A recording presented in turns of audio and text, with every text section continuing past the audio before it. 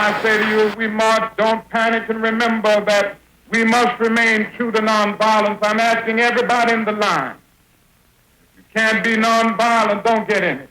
Right. If you can't accept blows without retaliating, don't get in the line. If you can accept it out of your commitment to nonviolence, you will somehow do something for this nation that may well save it. With a peaceful philosophy and ability to mobilize supporters through eloquent and emotional speeches, Reverend Martin Luther King Jr. found his place in the civil rights movement. His truth is marching on. It was a Baptist minister's preachings for the power of love that inspired demonstrators to turn their energy toward nonviolent resistance. Though not passive, they were committed to behaving nonviolently when approached or provoked.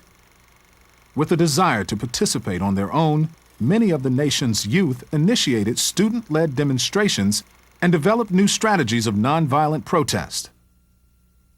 At a segregated lunch counter in Greensboro, North Carolina, 4 students began a grassroots movement by defying the law. Known as sit-ins, the movement grew to 70,000 as black and white students across the South took turns sitting at lunch counters whose policy was to serve whites only.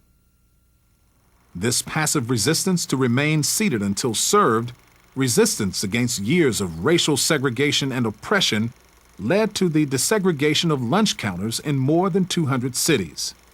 This act is an example of civil disobedience, a peaceful way to object to a law considered unjust. A pattern was emerging within the civil rights movement.